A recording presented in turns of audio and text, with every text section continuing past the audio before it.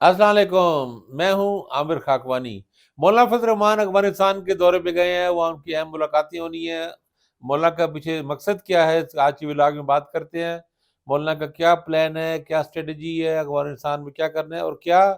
یہ مولانا فضل الرحمان اپنے لیے گئے ہیں، حکومت پاکستان کے لیے، ریاست پاکستان کے لیے کچھ چیزیں کرنے گئے ہیں، یا افغان حکومت کو سمجھانے گئے ہیں،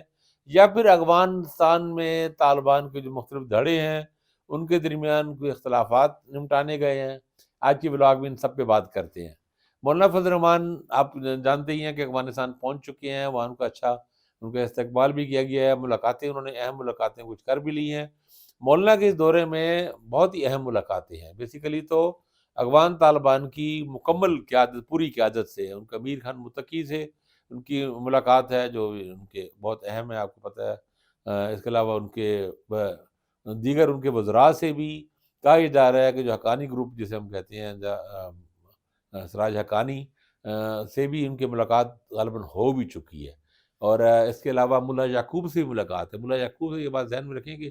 پاکستان کی جب نگران وزیر خارجہ تھیں، وزیر مملکت برائے امور خارجہ ہنا ربانی خار، تو وہاں گئی تھی، تو ملا یعقوب نے ان سے ملنے سے انکار کر دیا۔ تو انہوں نے کہا تھا کہ میں وزیر دفاع ہوں، تو میرا آپ سے کوئی، اصل میں بات یہ تھی، وہ شاید خاتون ہونے کی وجہ سے ہی جو ہے ان کا تھوڑا سا ان کے جس طرح ایک طرز لباس پہ اور ان چیزوں پہ اعتراضات تھے ان کے، بہرحال۔ اور دیگر بھی اور لوگ بھی طالبان میں کئی لیڈر ہیں، ایک لمبی لسٹ ہے، میں نے دیکھی ہے جنہوں کی ملاقاتیں ہو گئی ہیں۔ بڑا ایک مصروف شیڈول ہے کافی ان کا۔ اور سب سے اہم ملاقات یہ کہا جا رہا ہے کہ وہ طالبان کے جو امیر ہیں، بالکل ان کے جو مجلس شورا کے سربراہ اور پوری یعنی طالبان کی جو سپریم لیڈر ہیں اس وقت، مولانا ہیبت اللہ، ان کے ساتھ ملاقات ہے۔ وہ ملاقات بہت اہم ہے۔ اچھا، میں نے اس بارے میں کچھ خبریں آئی ہیں، کچھ چیزیں ہم نے معلوم کرنے کی کوشش کی۔ مولانا فضل الرحمان کا ایک ایجنڈا تو اپنا ذاتی ہے ان کا۔ مولانا کے لیے مسائل شروع ہو گئے ہیں، حملے ان کے ہو رہے ہیں، ان پہ باجوڑ میں ان کے لیے بہت زیادہ مسائل ہوئے ہیں، ان پہ جے یو آئی پہ بڑا حملہ بھی ہوا ہے۔ مولانا فضل الرحمان کا خود ان کا دعویٰ ہے کہ ان کی گاڑی پہ فائرنگ بھی ہوئی ہے، حالانکہ وہ کہا جا رہا ہے کہ وہ ان کی گاڑی فائرنگ نہیں تھی، وہ کوئی اور معاملہ تھا بالکل ہی۔ تو لیکن بہرحال ادھر بلوچستان میں بھی مولانا کے جے یو آئی کے لیڈروں پہ حملے ہوئے ہیں۔ تو مولانا فضل الرحمان یہ چاہتے ہیں کہ طالبان، اور خاص طور پہ طالبان کی جو ٹاپ قیادت ہے، وہ ٹی ٹی پی کو سختی سے پابند کرے کہ ان کا کوئی بھی گروپ، کوئی بھی دھڑا کسی بھی قسم کا ان کی طرف سے جے یو آئی پر حملے نہ ہوں الیکشن کے دوران، خاص طور پہ، کیونکہ اب ظاہر ہے الیکشن ہے، الیکشن میں آپ اپنی سرگرمیوں کو محدود نہیں کر سکتے۔ کچھ نہ کچھ جلسے، جے یو آئی تھوڑا سا سلو چل رہی ہے جلسوں میں، اور اس کی وجہ ٹھیک ہے، وہ الیکشن نہ ہونے کی بھی یہی وجہ ہے، یہ مخالفت کر رہے ہیں کہ الیکشن نہ ہو، اس کا ریزن بہرحال یہی ہے مولانا فضل الرحمان کا۔ اور چیزیں بھی ہیں ظاہر ہے، جو وہاں کے خاص طور پہ کے پی میں ان پاپولیرٹی ان کی، اور ڈیرہ میں ان کی جو خلاف فضا ہے، جس وجہ سے ان کو پشین جا کے الیکشن لڑنا پڑ رہا ہے۔ حالانکہ بلوچستان میں زیادہ جلسے کرنا زیادہ بڑا رسک ہے، کیونکہ جوب اور وہاں پہ کچھ پاکٹس ٹی ڈی پی کے لوگوں کی بنی ہوئی ہیں، جو کارروائیاں ہو رہی ہیں وہاں پہ۔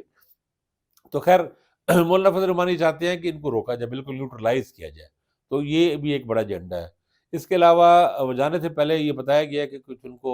ان آفیشیل لیکن بریفنگ دی گئی فارن آفس کی طرف سے بھی، اور اہم حلقوں کی طرف سے ان کو پاکستانی موقف سمجھایا بھی گیا، کچھ ان کو پروف بھی فراہم کیے گئے کہ یہ ٹی ٹی پی کے لوگ ان کارروائیوں میں کہاں کہاں انوالو ہیں، اور افغانستان سے پلاننگ ہو رہی ہے۔ پاکستان کا جو ایک کلیم ہے، اور پاکستان کے پاس ایویڈنسز بھی خاصی ہیں، کہ ان حملہ آوروں میں زیادہ تر لوگ جو افغان نیشنل ہیں، افغان نژاد ہیں یا افغان نیشنل ہیں، اور ان کی پلاننگ سب چیزیں سرحد پار سے ہو رہی ہیں، افغانستان سے ہو رہی ہیں، کنڑ سے اور نورستان میں خاص طور پہ۔ تو اب اس حوالے سے باتیں انہوں نے کرنی ہے وہاں پہ جا کے۔ افغان حکومت کی کیا مطالبات ہیں، ان کے 3-4 مطالبے ہیں۔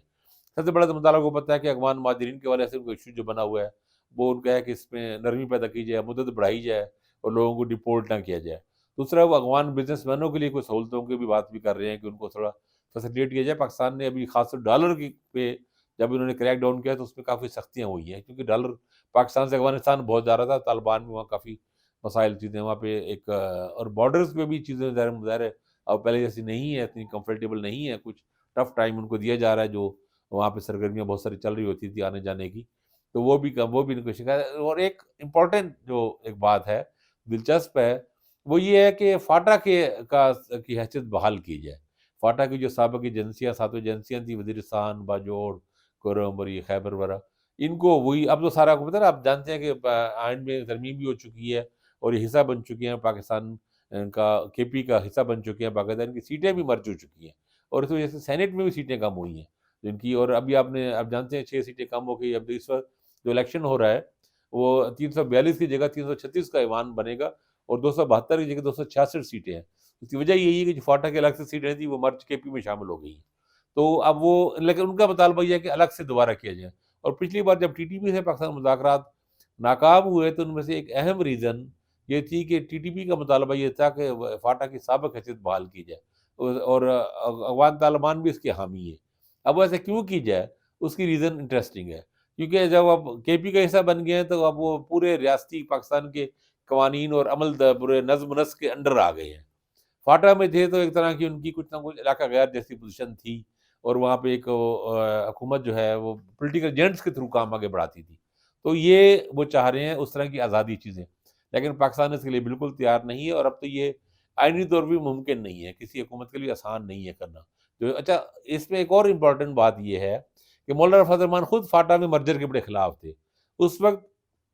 پورے پاکستان میں 2 لیڈر ایسے تھے جنہوں نے فاٹا کے نظام کی مخالفت کی، جماعت اسلامی بھی اس کی حامی تھی،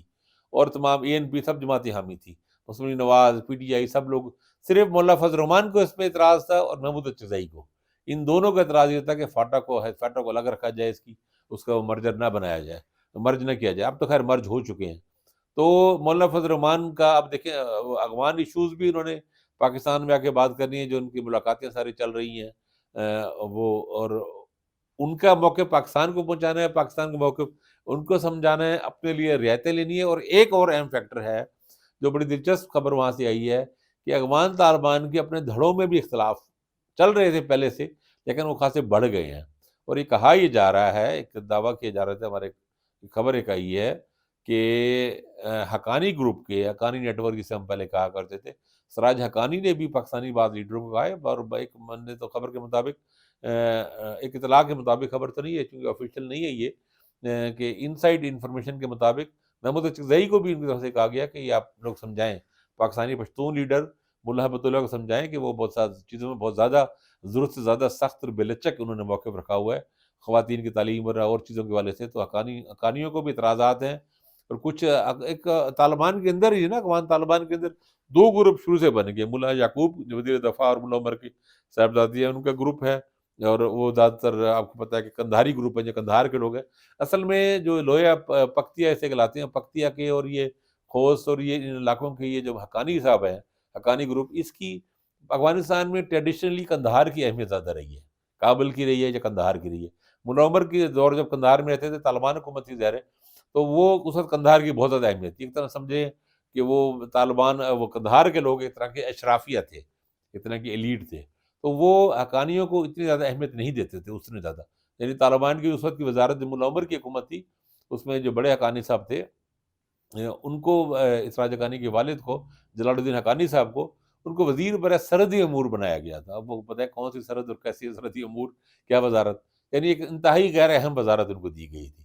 اب اس وقت وزیر حقانی صاحب نے چونکہ بڑا کام کیا، حقانی نے گروپ نے، بہت ان کی بڑی زبردست ان کی اسٹرگل رہی ہے، یہ سارے ان علاقوں میں، یہ جو بیلٹ ہے پوری، یہ ساؤتھ کی بیلٹ میں، اور پکتیا اور پکتیکا، اور یہ ادھر لوگر میں بھی، اور